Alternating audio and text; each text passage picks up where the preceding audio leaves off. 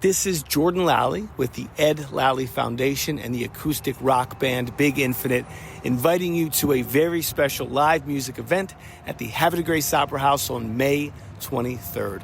We will be hosting not only a concert, but an experience of togetherness and connection for everyone in attendance. And all proceeds from this event go to benefit the Ed Lally Foundation's mental health and suicide prevention outreach. We would love for you to join us. For more details or to purchase tickets, visit edlallyfoundation.org or head over to the Havre de Grace Opera House website. Hey everyone, it's Rich Bennett. Can you believe it? The show is turning 10 this year. I am so grateful for each and every one of you who've tuned in, shared an episode, or even joined the conversation over the years. You're the reason that this podcast has grown into what it is today.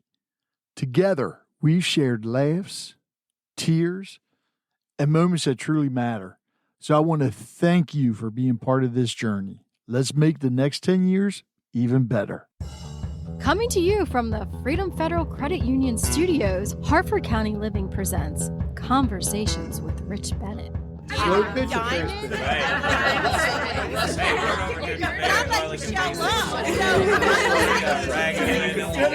I never played softball. It's probably the least sexy part of organizing. That's okay. No. The truth is, today on Conversations with Rich Bennett, we have an extraordinary guest, Frank Healy. Frank is one of only about 100 people in the world, and I hope I pronounced this right, with hyperthymesia. Yes, that's it. Okay, meaning he can remember every single day of his life since the age of 6.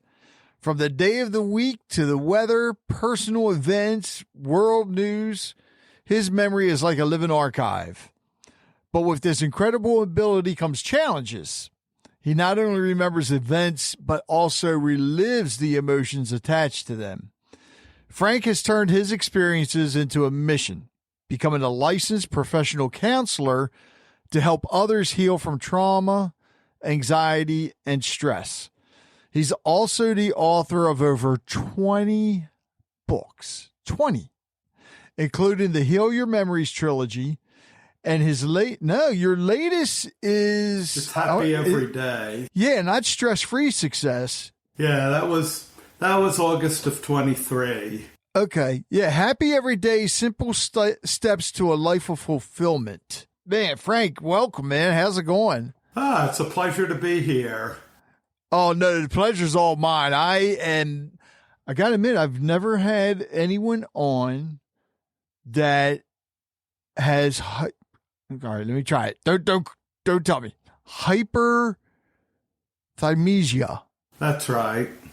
All right. Wow, I did say it right. Okay. Actually, I want to start with your incredible memory. When did you first realize that your memory was different from others? Well, it started when around this time of year, 59 years ago, in 66. I was homesick from school for a week with the chicken pox. And yeah, I don't know if there's a correlation here that helped me develop my memory, but a little joke there. But, it happened to my Uncle Billy down the street. Had just given me a calendar for that year and not able to do much else being sick, even be up playing with toys much. I looked at each block and the whole calendar a little at a time, and I pictured and played the coming on theme in my head for what would be on primetime TV that night. Wow. So that by the end of that week, I had the entire year, 1966, memorized. No way. Yeah. Holy cow. All right, so 66... What was the biggest TV series then? Well, Batman was on both Wednesday and Thursday nights.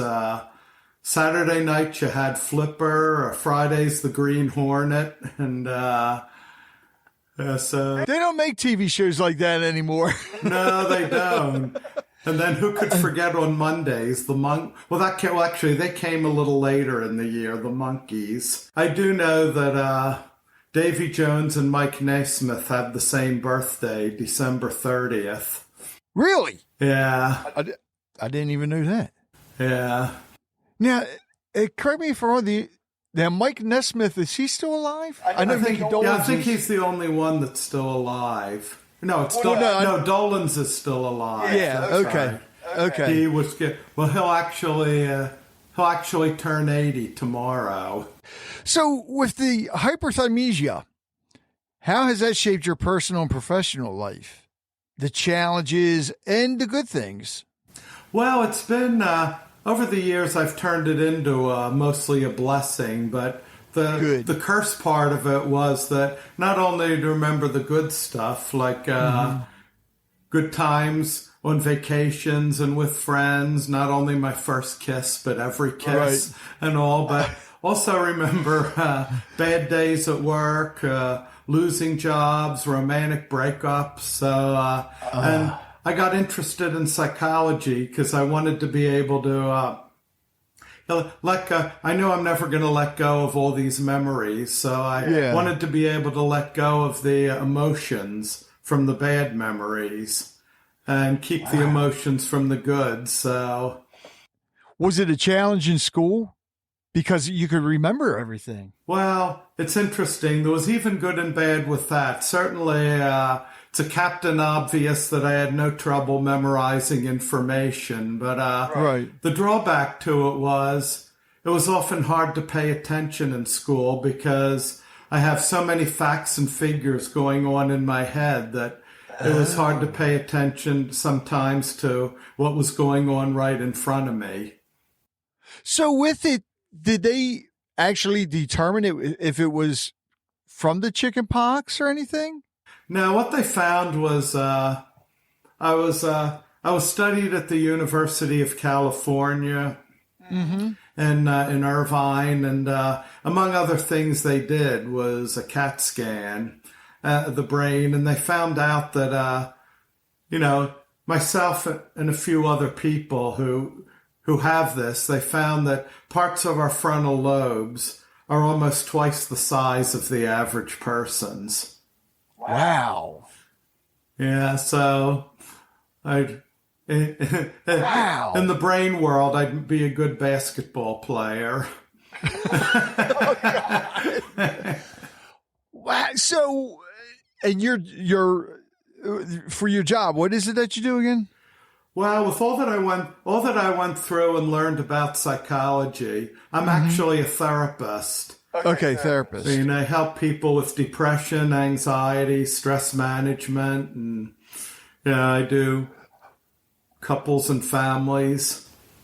What, as a matter of fact, yeah, that's right. Because you sent me your book, Stress-Free Success. What was it that made you decide to write the books? Especially, I think this is, and those of you listening, especially if those of you that work, get this Stress-Free Success. It's almost like a workbook, right? Yes, it has all kinds of techniques to de-stress yourself, such as breathing and meditation techniques, journaling. And it also includes ways to set goals and how to go after your goals. So the idea behind that was that a lot of people work hard and achieve their goals, but they can be very stressed doing it.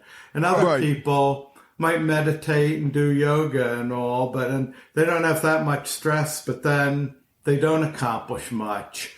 So I thought I wanted to merge the two and see how you can. And in a lot of workplaces today, there's that expression, work-life balance. And so it's important to learn how to keep your stress down while you work hard and go after your goals, and even just doing well at work and doing well with your family.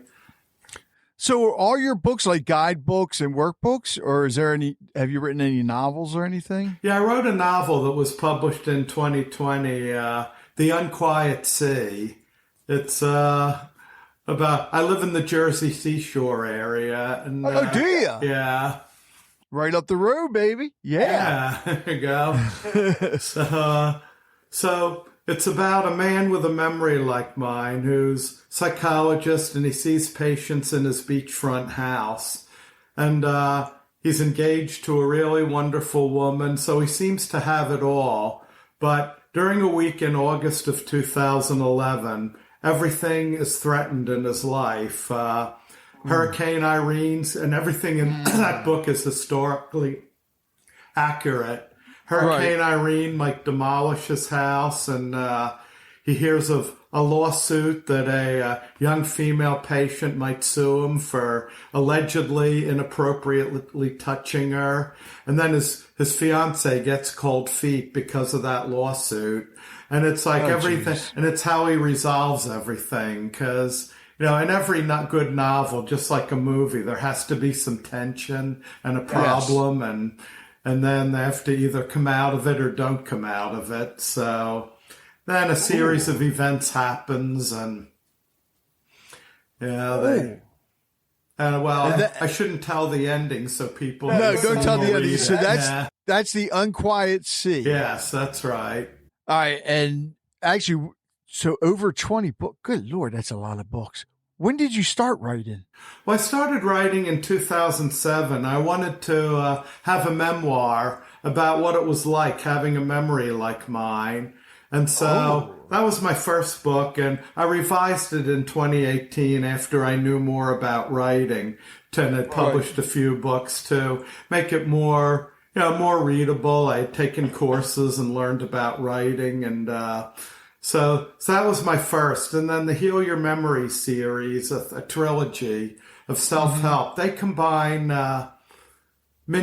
true mini stories of people who overcame some trauma but are now happy and thriving. Includes things like school or workplace bullying, rape on the streets, growing up in a war zone, and all different career sidelining injury and stuff. So it's kind of, and how they overcame it. That's part of them. And the other part are exercises the reader can do to overcome the emotional effects of their own bad memories.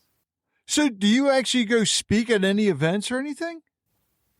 Well, I've done book signings before, and I do a lot of podcasts like this one. And smart. Yeah, I've done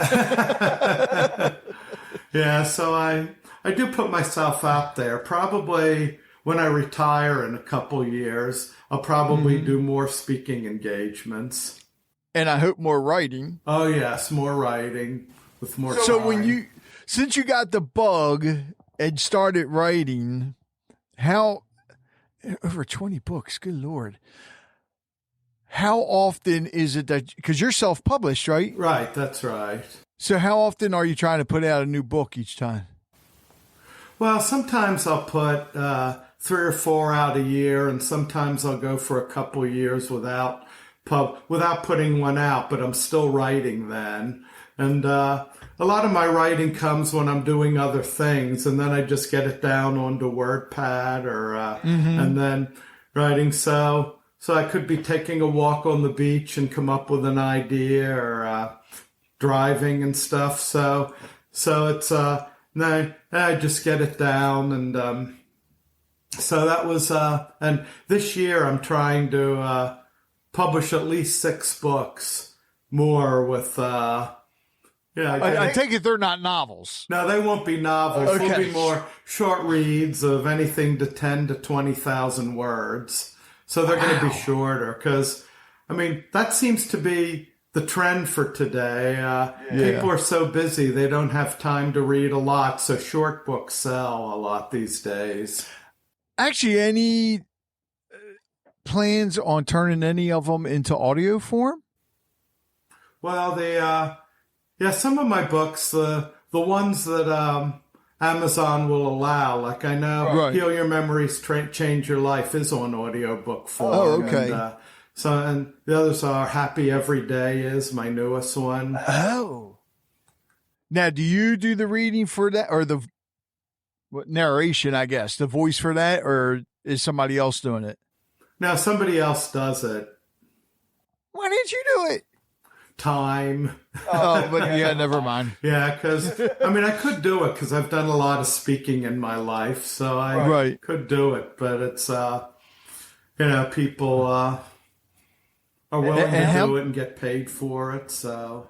And how much longer till you retire? Well, it'll probably be 2 to 2.5 years, because 2.5 years. I'll be 65 in May, so I want to, even though I plan to keep writing and doing all, I want to get to that. My wife is pretty much wants me to at least go to that next level of Social Security, working till 67. Oh, I hope I don't get in trouble for this. But I have to ask you this. So with your wife, and how long you been married? 15.5 years. Okay. Because once in a while there are those arguments and the spouse will say, well, no, you forgot to do this. How many times does your wife get upset because you remember exactly? And you are correct. Well, it's funny you should mention that, because coincidentally, my first book, Living with a Phenomenal Memory, came out the day before our first date back in October of 2007. Oh, wow. So she told me right from the get-go, I am not to cough up dates that we had arguments and disagreements. As far as your social life goes, how hard was that? Well, being so self-absorbed with facts and figures, when I was a kid, I was very quiet. But by high school and college, I realized if I don't open up more, I'm going to miss out on some good times in life. And so I consider myself, we've probably all heard of introvert and extrovert. Well, there's a third category called an ambivert, where sometimes you get real sociable, other times you need to be alone, and I think I'm one of those. I never heard that term. Yeah, it's just beginning to be on blogs and stuff. It's but they've discovered, I could go for a whole weekend visiting people and going to parties, but then I could do that, but then if I have days where I'm not doing that much, that's okay too. So with your line of work, and you see all these different people every day, right? Right. How does that affect your mental illness? Because you're hearing their problems, and sometimes these are things that you can't forget. Yeah. But at the same time, you're remembering a lot of things which can help them as well. So how does that really affect your work? Or does it? Well, it does affect it in both of those ways. I have no trouble coming up with examples for clients of how somebody overcame what you're going through, so you can too. That's the good part. And as far as when I first started working in the counseling field, August of '88, during a record heat wave, I decided from day one that one thing I will not do, it was in a psych hospital, and I decided one thing I will not do is take the job home with me. That had to be hard.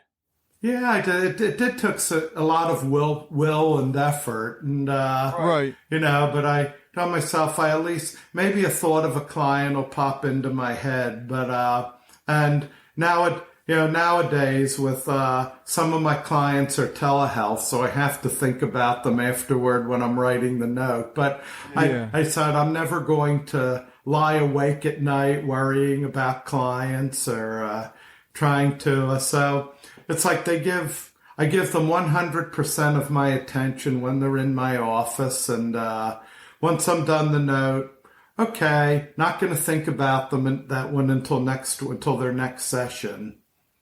Which is why you were able to write that one book with no problem, Stress-Free Success. And I'm sure you use some of those exercises yourself, right? Yes, I do a lot of the breathing exercises. And in the morning, I journal gratitude and plans for the day and different things. So would be, it's only fair that I do the stuff, the exercises myself.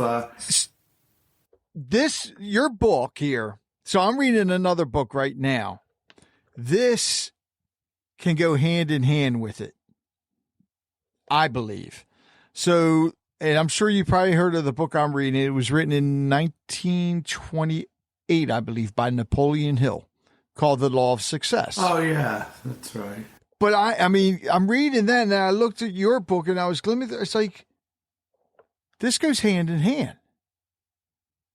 I think because one of the and everybody knows any type of career has stress with it. Yes, that's right. And all the stuff that you have listed in here definitely helps to help you be even more successful. Right. Things that I'm sure Napoleon Hill didn't know at the time. Yeah. But actually, with this, the stress-free success, how was that book accepted? Have you talked to people that have, because to me, anybody that owns a business, this is something they should buy for all their employees, I believe. Yes, I'm hoping as time goes on to target it to people in businesses and CEOs for them to order in bulk for their employees and maybe even hold. I could do, well, now I could probably do it virtually, but after I retire, I could go places and teach it to people.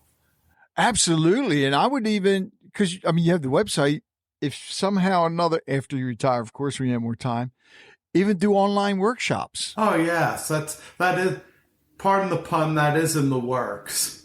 Oh, it is? Yeah. I'm planning to do more of that. This and a couple of my other books, I plan to create online classes for. All right. Any other surprises for me here, Frank? Come on now. Wow, that is great. The thing is, we talk about work. It's great for work, but also for relationships. I would think even for, kids in school and college. Yeah. Because we know that can be stressful as well. Oh, yeah. Have you thought about sending a copy to your local police department or fire department?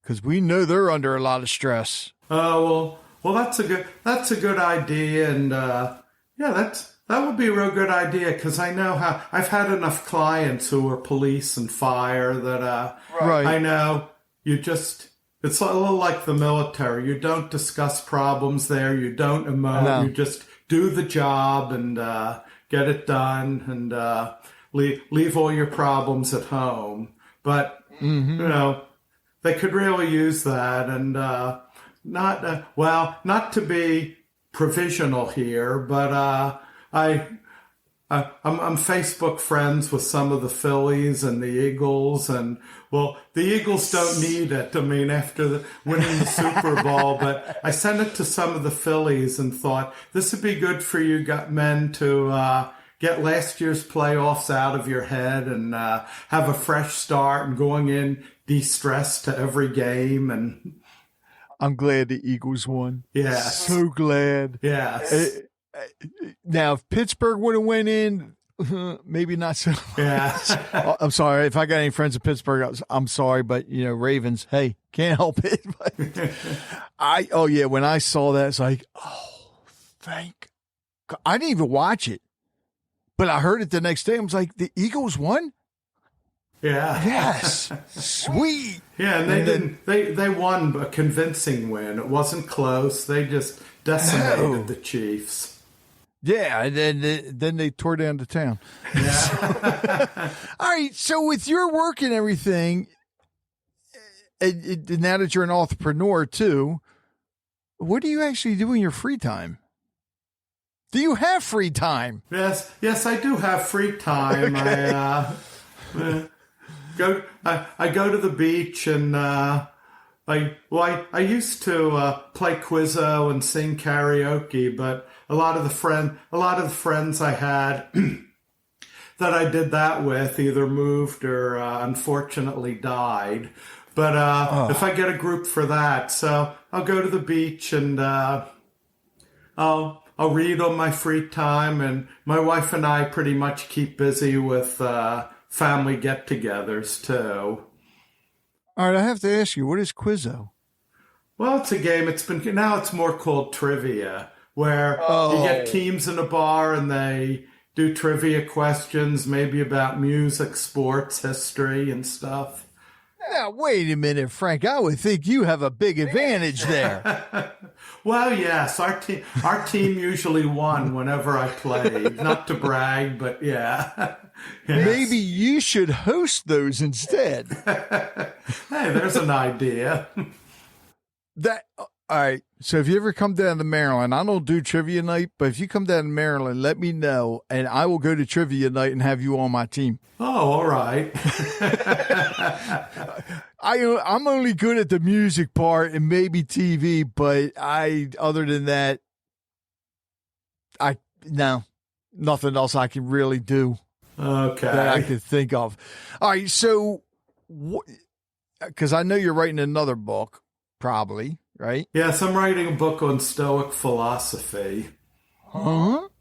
That's and if anyone listening has the wrong idea about Stoics are not people who walk around like robots. It's and don't have feelings. It's Stoic philosophy. It's actually similar to the happy everyday thing. It's about feeling okay no matter what's going on in your life, controlling your emotions internally. Huh. Now, how long have you been working on that one? Well, it's I just started. I started about a month and a half ago, and now it's being edited and going to be formatted. And how many pages? Well, that's a short read. It's only going to be 30 some pages. Oh, okay.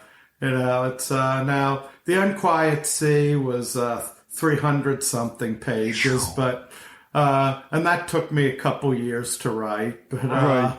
But these shorter reads can be done pretty quickly. Well, and your book, Happy Every Day, actually, correct me if I'm wrong, it focuses on maintaining happiness beyond weekends and vacations, right? So why do people actually struggle with this, and what solutions do you offer? Well, it's kind of like they might judge their everyday life as being not so great, and so it's about changing your thoughts so that you find things you like or you're grateful for in your everyday life. And some of it's relaxation techniques similar to stress-free success. So it's the whole idea of being a happy person in general. Sure, weekends and vacations are nice, but right. I always believe that you've really mastered your life when you can be happy with your everyday life. Now, your books, because they're not all listed on your website, right? No, not all of them. They're all listed on my Author Central on Amazon. Okay. I have to ask you something, Frank, because I'm looking at your website. I hope I'm on the right site. Healy'sHealing.com, right? Right. Okay. Is that Mary Lou Henner standing with you? Yes, it is. I saw her August 31st, 2013 at the Bucks County Playhouse in New Hope, PA. She was starring in a show there. And I had made Facebook friends with her manager. And so then I got to come and eat lunch with her gang and then see her in the show and then pose for pictures. All right. Is it true what everybody says? She's prettier in person than she is on TV? Well, yeah, she's just as dynamic and flamboyant on. That day I was it was kind of like I was scheduled to be with she and her gang. Now, right. In June of last year, June 9th of last year, I went and saw her in another play at the same place, and she was kind of guarded of her time. I chatted with her grandson for a minute, but they were in a rush to get to a dinner reservation between the matinee and the night show. Right. But yeah, she's very nice and very flamboyant in everyday life too. All right, so on your website, because you have the newsletter. Now, is your newsletter weekly? Or is It's that monthly? There'll be a new issue coming out any day now. All right, what kind of things are in your newsletter? Well, things that sometimes a little synopsis of my books, like what I used to do is interview people other than who are in my Heal Your Memories books about their overcoming problems. Now I'm writing more articles that sort of give you an idea of what my books are about. Like last month, I had two articles about being happy every day, and this month might be a continuation of that, but also on stoicism and how you can benefit from it. Oh, okay. I'm definitely signing up for that. And I'm surprised you don't have a blog on it, though. A blog? Yeah. Yes. Well, that's something that's something I would like to get going. Yeah. Yeah. All right. And you mentioned something there when you're interviewing people. Any thoughts, of course, when you retire, of actually starting your own podcast? Yes, I've thought of that too, on and off, because I'm getting the experiences now being a guest on places, and that could be something in addition to do. I think it'd be a great podcast. Oh, yes, it would. Yeah, I mean, it doesn't have to be that long. It could be short. It could be just, let's see, we have to think of a term, Healyisms. Oh, there we go. I like that. Phrases you could put out to just make everybody's day. Oh, there we go. All right, so before I get to my last question, actually, all of you listening, again, make sure you go to healyshealing.com. And if you go on to Amazon, just go, and I'll have all the links in the show notes. But if you look for Frank Healy under authors, you'll find him, and you can find all of his books. But those of you, definitely get his new book, without a doubt, which is, God, it went out of my head that quick. Oh, Happy Every Day. Happy Every Day. Get all of his books, but Happy Every Day. And this one, Stress-Free Success, I'm telling you, people, it's going to make a difference. The thing is, the stuff you have in your book, we talk about all the time on this show. And there's some additional things in there that we don't talk about. But when I first looked at it, I saw journaling. I talk about journaling all the time, but I haven't been doing it. And I finally picked up some journals. I got them on my nightstand because most of my ideas come when I'm sleeping. But the meditation is key. And everybody, once you get these, leave a full review on Amazon, Goodreads. Yes, please. Whatever platform, all of them, all the platforms. So is there anything you would like to add before I get to my last question? Well, I just like to say that, all of my books are meant toward helping people live better. I mean, we're bombarded with so much information these days that that they all can help you. My books on emotional intelligence and are there, and I do have one that's only available on Kindle on memory improvement. So, definitely check out my website, and there's a free book you can download, my memoir that you can download for free if you get on my mailing list. And, I'm definitely, I'm there to help anybody that I can. Right. Good. All right. So this question actually comes from one of my listeners. It's from Sydney. who's actually been on the podcast a couple of times. I think this is the perfect question for you. What was one of your biggest learning moments, both personally and professionally? Well, I think, boy, there have been so many of them. Like, that's why, yes, me with my condition here, lots of learning moments. I think there was,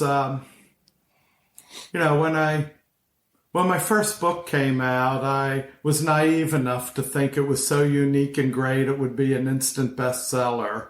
So then I started learning how to, I started taking courses and being in groups of authors, learning really how to author and market. That was a big one. And there